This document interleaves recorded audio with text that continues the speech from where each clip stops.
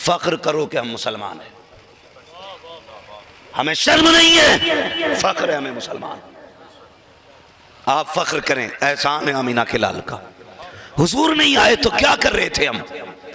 कभी दरख्तों को सजदे हम कर रहे थे, सूरज को सजदे हम कर रहे थे, दरिया की लहरों के आगे हम पड़े थे, चूंटी को सजदे हम कर रहे थे, किसी भी ताकतवर शय के आगे सर हम झुका देते थे। हमने सूरज की रोशनी देखी, सर झुका दिया, दरख्तों की ऊंचाई देखी, सर झुका दिया, समंदरों की मौजें देखी, सर झुका दिया। हम ये समझते थे ये ज्यादा पावर वाला है, लेकिन जब आमीना के लाल ने कदम रखा, हमें पेशानी झुकाते देखा सूरज के आगे, मकाम साहिबा में उंगली उठाई, सूरज को पलटा के बताया, कहे मेरा चाखने वालों, कलमा पढ़ने वालों, इसे सजदा मत करना, तुम इसके लिए नहीं, ये तुम्हारे लिए बनाया गया है, तुम इसके लिए नहीं, ये तुम्हारे लिए बनाया गया है। लोग कहते हैं कोई नहीं जा सकता सूरज तक, हाँ नहीं जा सकता, लेकिन खुदा की कसम हमारा वो मुक्तदा है, वो रहनुमा है, सात बड़ी बात है, जिसने इशारा कर दिया कि तो सूरज को उल्टे पैर आना पड़ा। हमें फख्र है हम मुसलमान हैं। लोग चांद के आगे गिर गए, कहने लगे ठंडी रोशनी है, नूर है, अंधेरे में चमकता है, सजदा कर लो। लेकिन हुजूर ने इशारा करके कलेजा फाड़ के कहा, लोगों ये तुम्हारे लिए है, तुम इसके लिए नहीं हो, ये तुम्हारे लिए है, तुम इसके लिए नहीं हो। मैं तो दावत फिक्र देता हूँ, तुम्हारी मर्जी जिसे चाहो पूजो, लेकिन बताओ तो सही, लोग दरिया की पूजा करते हैं, पानी के आगे हाथ जोड़े रहते हैं, क्या औकात है पानी की मुसलमान के सामने, हैसियत क्या है मुसलमान के सामने? तारीख उठा करके देखो, हजरत साद इब्न अबी वक्कास है, आप जब लश्कर लेकर के जा रहे हैं, सामने दरिया आया था, देखा दरिया में पानी ज्यादा है, मौजें उठ रही हैं, लश्कर ने कहा था ए नबी के प्यारे साथ, ये दरिया कैसे पार किया जाएगा, इसकी मौजें भी तेज हैं, लहरें भी उठ रही हैं, डूब जाएंगी सवारियां। हजरत साद इब्न अबी वक्कास के जुमले सुनना, आप दरिया के किनारे आए, आपने कहा था समंदर तुझे पता है हम कौन है, हमने किसका कलमा पढ़ा है, तू जानता है ये कौन है सवारियों पे सवार, तुझे पता है ये किसके घोड़े हैं, तुझे पता है ये किसका लश्कर है, अगर जानता है तो फिर हमें रास्ता दे दे। तारीख गवाह है वो घोड़े जो दरिया के सीने पे गुजरे थे, जब वो पक्की जमीन पे गुजरते थे इतनी आवाज नहीं आती थी जितनी पानी के सीने से मौजों से आवाजें आ रही थी। पूरा दरिया पार कर लिया, घोड़े के पैर तक नबी के, गोया दरिया कह रहा था कि मोहम्मद से वफा, तूने तो गम तेरे है, ये जगह चीज है क्या लोहा कलम तेरे।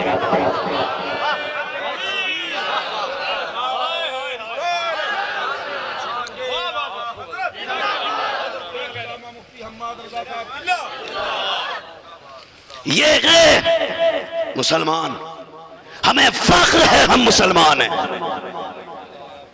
हमें गर्व है हम मुसलमान हैं। जो सोशल मीडिया पे इस्लाम पे टिप्पणी करते हैं, मैं कहता हूं किसी के धर्म के बारे में मत हो, खुदा की कसम ये इस्लाम है जिसने कायनात को सांस लेने का हक दिया। ये सच्ची बात है, हमें फख्र है हम मुसलमान हैं, हमें फख्र है। मुसलमानों, मैं उनकी बात नहीं करता जिनके चेहरों पे दाढ़ियां हैं, उनकी बात नहीं करता जो एक कौम के इमाम है, उनकी भी बात नहीं करता, इफ्ता का कलम जिनके हाथों में है उनकी भी बात नहीं करता, बुखारी और मुस्लिम जिनके आगे हैं। मैं तो उस मजदूर की बात करता हूं जो नंगे पैर नंगे बदन किसी के घर के आगे झाड़ू लगाता है, तो ये उसका काम अपनी जगह पर है, लेकिन उसे फख्र होना चाहिए उसने मदीने वाले का कलमा पढ़ा है। हमें फख्र है हम मुसलमान हैं, मगर याद रखिए ये तो पावर है इस्लाम की, ये ताकत है मुसलमान की। गलती हमसे ये हुई है कि हमने अपने आप को नहीं पहचाना, ये सबसे बड़ी गलती हमने की है, हमने अपने आप को नहीं पहचाना। हमने पढ़ा भी सब कुछ, सुना भी सब कुछ, यही वजह है कि हम अपने इस्लाम से दूर हो रहे हैं, इसलिए कि हम अपनी पावर नहीं पहचान सके। क्या नहीं था तेरे लिए, कायनात खुदा ने तेरे लिए बनाई है, एक एक जर्रा तेरे लिए बनाया। तू कितना नसीब वाला है जिसे खुद ने मुस्तफ़ा, जिसे खुदा ने मुस्तफ़ा जैसा महबूब दे दिया। बता उसके आंगन में क्या कमी होगी। हमारे लिए ये फख्र की बात है, हम हुजूर का कलमा पढ़ते हैं, हमें फख्र है हम हुजूर के। हम अपनी जिंदगी देखें, हमने अपने आप को नहीं पहचाना। इस्लाम आया, वक़ार मिला। और सुनिए इस्लाम ने किसे किसे कितनी इज्जत दी है, किसे कितनी इज्जत दी है। सबसे पहले मैं बात करूं ना तो कमजोरों की कोई इज्जत नहीं थी, कमजोरों की कोई इज्जत नहीं थी। बरतानिया जैसे मुल्क के अंदर अगर कोई कमजोर बच्चा पैदा हो जाता तो उसे दुनिया में जीने का हक नहीं था। मां खुद उसको जाकर के पहाड़ से नीचे फेंक देती थी, बेटा हो या बेटी। कमजोर नहीं जी सकता था, सिर्फ ताकतवर को जीने का हक था। हुजूर आए तो कमजोर मुस्कुराने लगे, हुजूर आए तो कमजोर मुस्कुराने लगे। और मेरी बहन बेटियों जो एक वक्त की रोटी न मिलने की वजह से सिर्फ मजहब छोड़ करके किसी भी चोटी वाले के पीछे जाती हो, तुम भूल गई आज जो तुम्हें इज्जत के ख्वाब दिखाते हैं, जो तुम्हें ऐशो इज्जत के ख्वाब दिखाते हैं, खुदा की कसम ये वही है जो तुम्हें जिंदा चिताओं पे जलाया करते थे। ये वही है जो बेवा होने के बाद तुम किसी को मुंह नहीं दिखा सकती थी। तुम उन्हीं के घर को आबाद कर रही हो जिन्होंने जीने का हक छीना था तुमसे। उस इस्लाम को छोड़ के जा रही हो जिसका पानी तेरा मेरा नबी जब दुनिया में आया सबसे पहले जिस औरत को जीने का हक ना था उसने उस बेवा यानी हजरत खदीजा के दरवाजे पे दूल्हा बन के जाके ये बता दिया और लोगों अब तक बेवा रुस्वा होती थी, मोहम्मद आ गए हैं, बेवाओं को इज्जतें मिलती रही। हाँ हुजूर आ गए हैं, बेवाओं को इज्जत मिलेगी। गलत नहीं कह रहा हूं भाई, इस्लाम है ये। तुझे नहीं बताई ये तारीख? एक लड़की इंटरव्यू देती है, मेरे घर में खाने कुछ नहीं था इसलिए धर्म छोड़ दिया मैंने। इतना कमजोर मजहब, चंद दिन ये टकों के ये कौड़ियों के लुकमे न मिले, तूने इस्लाम छोड़ दिया। तारीख पढ़ उस खातून की जिसे तारीख में हजरत आसिया कहा जाता है। चंद रोटी के टुकड़े ना मिले, धर्म छोड़ के चल दी। मरना है एक दिन, मौत हकीकत है। मौलवी से पूछ वो भी कहेगा मरना है, पंडित से पूछ वो भी कहेगा मरना है, सिख के गुरु से पूछ वो भी कहेगा मरना है। यहाँ तक के जितने धर्म दुनिया के अंदर है कोई इनकार नहीं कर सकता मौत का। अगर मरना है तो फिर बेबसी की मौत न मर, शान वाली मौत मर। और ऐसी मौत मर कि जब कब्र में पूछो फरिश्ते कहे किधर से आया है, किधर जा रहा है, इस शान से जा कि सर उठा के कहे तुम्हें जाना, तुम्हें माना, न रखा गैर से काम अंत में दुनिया से मुसलमान। मैं आईना को दिखाऊंगा दाग चेहरे के, जिसे खराब लगे सामने से हट जाए। पढ़ो ना तारीख। अल्लाह अकबर। उठा तारीख। मैं किसकी बात करूं?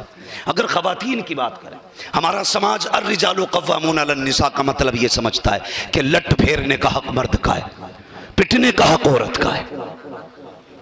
औरतें पीटने के लिए, मर्द पिटाई करने के लिए। डर क्यों रहे हो भाई? बेइज्जती नहीं होगी? हाँ नाम है,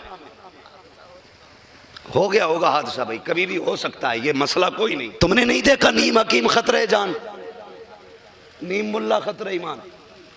तो ये नीम हकीम खतरे जान थे। एक तकरीर कर रहा बैठा बैठा, वो कह रहा जानते नहीं हो नहरे फुरात एक कुआं था।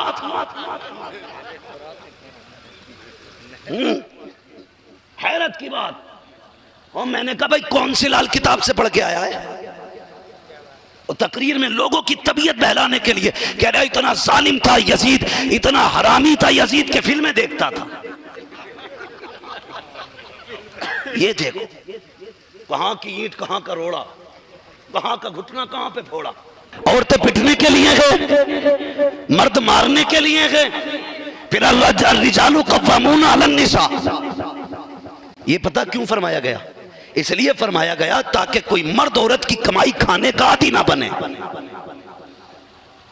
ताकि कोई किसी बेटी से 10 लाख जहेज में डिमांड ना करे, ताकि कोई निकाह जहेज की शर्त पे ना करे, ताकि कोई जहेज में लड़की वाले से गाड़ी ना मांगे। कुरान ने कहा चुप हो जा, 10 लाख की डिमांड ना करना। ये खातून है, तू मर्द है, अगर तेरे अंदर मर्दानगी है अपने लिए भी कमा और गरीब की बेटी के लिए भी कमा। ये तुम्हारी कुर्सी तो काम से गई, घर की वही देसी वाली कुर्सी ले लो। हाँ, प्लास्टिक वाली कुर्सी मंगा ली जाए। तवज्जो है ना आपकी? ये हालात है आज। इसको हटा दीजिए, कुर्सी बदली है, जलसा नहीं बदला अभी। इजाजत है सारे लोगों की। तो कुछ लोगों ने जो इस्लाम को गालियां थी ना, मेरी बेटी बहुत गौर से सुने, आज बेटी वालों को भी सुनना जरूरी है और बेटियों को भी सुनना जरूरी है। बहुत आसानी से कि इस्लाम ने जो है ना औरतों को गुलाम बनाया, औरतों को पैर की जूती बनाया इस्लाम ने। खुदा की कसम, औरतों को इस्लाम ही ने इज्जत दी है। कैसे बेवकूफ बनाया जाता हमारी बेटियों को। देखो, हम आजाद हैं। एक भाषण दे रही थी आवारा कुतिया, वो भाषण में ये कह रही थी कि अगर हमारे धर्म में लड़कियां आ जाएंगी तो उन्हें तलाक का सामना नहीं करना पड़ेगा। मैं कह रहा हूं हमारे धर्म में लड़कियां आ जाएंगी तो फिर उन्हें फांसी का सामना नहीं करना पड़ेगा। हाँ, वो कहती है कि अगर हमारे धर्म में आ गई तो एक औरत 10 बच्चों की मां नहीं बनेगी। मैं कहता हूं तेरी बेटी हमारे धर्म में आ गई तो एक औरत 4 भाइयों की बीवी नहीं बनेगी। अगर समझ गए हो तो बोलो, वरना फिर पढ़ के आओ जाके। अगर इस्लाम में आ गई तो एक औरत 4 की बीवी नहीं बनेगी, एक की रहेगी। ये इस्लाम है, ये है इस्लाम। गलत चेहरा दिखाया जा रहा है इस्लाम का। इस्लाम क्या है सुनो। इस्लाम कहता है औरत घर में रहे, ये कहते हैं औरत बाजार में रहे। ये कहते हैं हम औरत को सर्विस देंगे, नौकरी देंगे। इस्लाम कहता है तू सिर्फ शौहर की गुलामी कर, बाकी सब की गुलामी से आजाद। इतने लोग, कई लोग ऐसे भी हैं जो हज करके आए होंगे, उम्रे पे गए होंगे, उनकी बात मैं नहीं करता। अलबत्ता जो लोकल के सफर करते हैं उसमें हम लोग अक्सर देखते हैं फ्लाइट के अंदर टिकट लड़की चेक करती है, बोर्डिंग लड़की कर रही है, सामान की चेकिंग लड़की कर रही है, एंट्री फ्लाइट में लड़की कर रही है, अंदर आपके लिए हर 5 मिनट पर सवाल करने वाली लड़की खड़ी होती है, आके पूछती है सर कुछ चाहिए। ये देखो इन्होंने कौन सी इज्जत दी है इस्लाम की शहजादी को। ये कहते हमने इज्जत दी है। बहुत गौर से मेरी बात सुनना, हर 10 मिनट पे आने वाली लड़की आपसे कहती सर क्या चाहिए। उनका अपना लिबास है, अपनी यूनिफॉर्म है। लड़की को यहाँ तक के कपड़े पहनने हैं, ऊपर यहाँ तक के पहनने हैं। आधी नंगी लड़की करला करके यात्री के आगे खड़ी करती, वो पूछ रही है कुछ चाहिए। वो कुत्ते की निगाह से देखे तब भी लड़की बर्दाश्त कर रही है, सूअर की नजर से देखे तब भी बर्दाश्त कर रही है, अपनी नकेल की नीयत से देखे तब भी लड़की बर्दाश्त कर रही है। इसलिए कि उसे तनख्वाह तब मिलेगी जब वो सबको राजी रखेगी। अगर कोई रूठ गया तनख्वाह नहीं दी जाएगी। और मुझे बता तो सही, एक जहाज के अंदर कम से कम 80-90 लोग, ज्यादा से ज्यादा 700 लोग बैठा करते हैं। एक लड़की है 700 लोगों की नौकरी कर रही है, सुबह से शाम तक सबके आगे पीछे पानी चाहिए, खाना चाहिए, सबकी नौकरी कर रही है। जब ये घर के अंदर थी तो बाप की रोटी, माँ की रोटी, शोहर की रोटी, बच्चों की रोटी, ज्यादा ज्यादा 10 लोगों की नौकरी। जहाज में गई तो 750 की नौकरी। मुझे बता नौकर तूने बनाया है या नौकर इस्लाम ने बनाया? बता मुझे। वो लड़कियां इज्जत वाली हैं जो 700 के आगे पीछे घूम रही हैं, या वो बेटी इज्जत वाली है जो घर के अंदर इज्जत से दुपट्टा सर पे रख के बाप को रोटी खिला रही है? कौन है इज्जत वाली? वो जो अपने परिवार के बीच में है, वो जो अपनी फैमिली के दरमियान है। लेकिन हमने ये सोचा नहीं, एयर होस्टेस बना दो, 1.5 लाख सैलरी मिलेगी। लानत हो ऐसे पैसे पे यार जो इज्जत बेच के कमाया जाए। इस्लाम जिल्लत नहीं देता, इस्लाम इज्जत देता है। हाँ, इस्लाम इज्जत देता है। इस्लाम ने यह कहा इसे सिर्फ वो देखेगा जिसकी बेटी होगी या जिसकी बहन होगी या जिसकी बीवी होगी या जिसकी मां होगी। इसके आगे कोई नहीं देखेगा इसे। ये इस्लाम कहता है। और तुम ये कहते हो पैसा तब मिलेगा जब चौराहे पे तेरी नुमाइश होगी। बता, इज्जत तूने दी कि इस्लाम ने दी? बताओ। और जरा दिल पे हाथ रख के बताओ, दिल पे हाथ रख के। आज सोसाइटी के अंदर ना, सोसाइटी के अंदर जुल्म इतना बढ़ चुका है हद से ज्यादा।